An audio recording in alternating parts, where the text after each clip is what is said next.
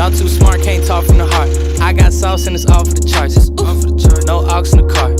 Rhyme around bumping that first blueprint on this. I ain't trying to hear what the info is. I been trying to move on the impulsive tip. Do you want dip? I can tell you ain't having that much fun. 3 years in with your ex-boyfriend, y'all tied that knot, but it's back undone. Oh yeah, I'm trying to stack 1 ton. You ain't gotta ask where that come from.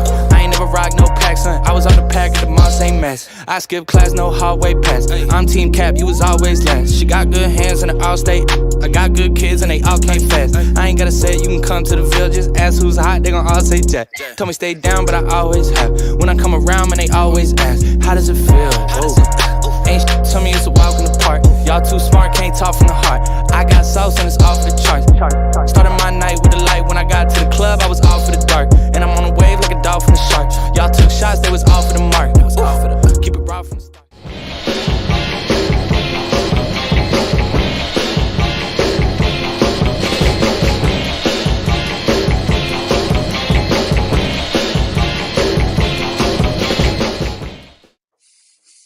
Man, I timed that just right. It's almost like I've done this once or twice.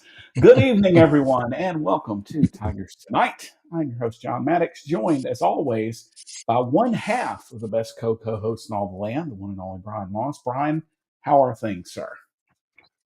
Doing pretty good. It is nice and chilly up here in New York. Had our first official freeze or freeze warning. Got down to 32 degrees, I think, the other night. So I am enjoying it. Football weather, hockey weather too. Yeah, hockey weather. I'll give you football weather. That's like a nonsense. Larry should be along shortly. He is in an airport to be determined.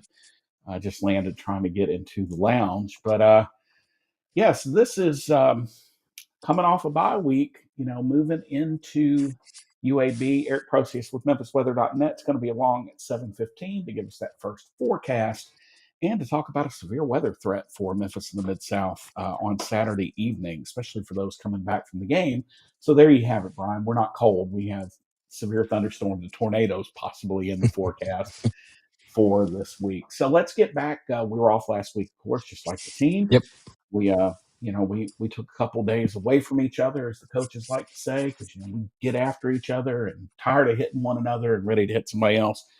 And so I started prep. For those who don't know, I said it on X today. This is my last podcast as a non-bionic man, because the next time I'm back, I will have a new titanium hip.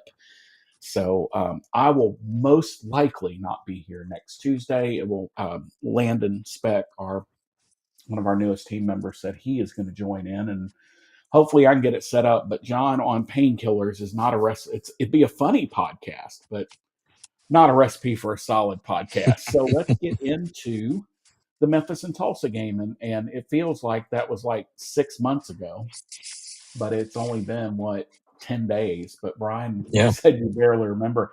Any thoughts on the game? Yeah, after I went back and watched it again, pretty much what everyone expected, that Memphis to dominate. I thought Memphis would have a little bit more rushing yardage that they did, but Brendan Lewis, he's been clutch, man. I'm telling you, I've been impressed with him. I knew he could run, obviously, but his passing game, he's been what Memphis has needed this year. He's been accurate. I know this game he had 2 interceptions, but besides this game, he's been really accurate this year. He still completed 73% of his passes against Tulsa, but he hasn't hurt Memphis. And that's one thing about this year's team compared to previous years. This team is not shooting themselves in the foot. So definitely kudos to the coaching staff especially when you have 70 something players coming in, to have everyone gel this quickly, and just seemingly like they've played all their lives together, because it's really gelled pretty nicely. And yeah, kudos to Brandon Lewis, because like I said, Memphis really needed a good quarterback play, and that's what they're getting from Brandon Lewis. Yeah, and had one of the best catches I think I've ever seen. Braham, who was very quiet other than that grab, just 2 catches for him for 26 yards. It was Jamari Hawkins 7 grabs for 110 yards that kind of stole the show and had a great over the shoulder catch there in the second quarter. That was weird enough the second best catch of the second quarter. But Braham's was just absolutely ridiculous. Just went up and snagged it with one hand. And you said it, Bryan. This is a game Memphis dominated. They almost 2-for-1 Tulsa in time of possession, 39-11 to just 20-49. Memphis ran 78 plays to Tulsa's 58 plays. Memphis had 457 yards to 246 yards. Tigers did commit 4 penalties again. That's been a little bit of a bugaboo the last 2 or 3 games. And just 5 of 13 on third down, which is a little out of character for them. But they continue their red zone dominance, 6 out of 6. They're 25 for 25 this season. They have the 11th highest touchdown rate in the country inside the red zone. They did turn the ball over twice, but they forced Tulsa to turn it over 4 times, and maybe more importantly, got 21 points off of those 4 turns, which is what you want to see. And to your point, Bryan, the turnovers didn't really hurt Memphis that badly in this game. Not a trend you can take with you, though. You know what I'm saying? Like, that's not going to travel. Mm-hmm. You're going to have to shut those down.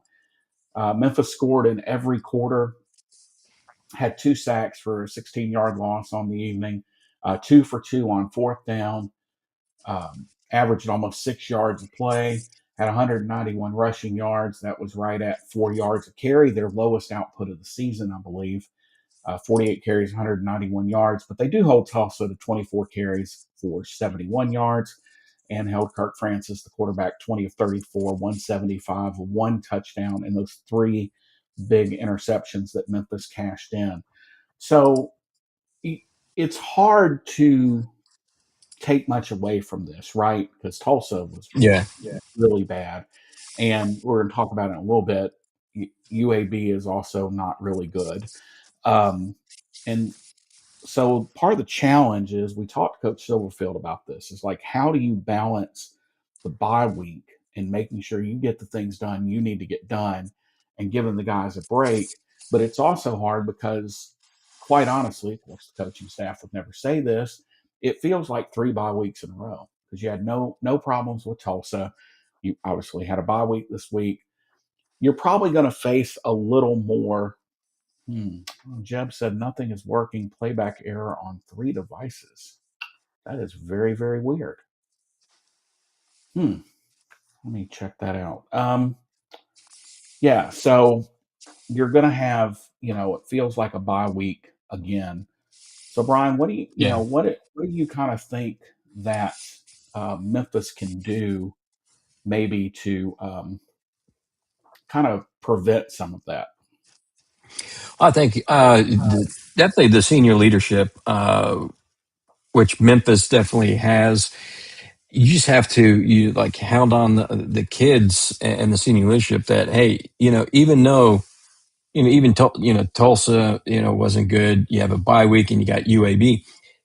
Anybody in this league can beat anybody. I mean, Tulsa did upset what was it, Oklahoma State. I know Oklahoma State's not great, but 19-12, yeah. But still, it is a power conference team. So I mean, you just have to keep them engaged. Definitely keep them focused. And I don't think you could give the kids too much leeway or too much free time. So yeah, with the practices, just keep in touch with them because in this day and age, with social media and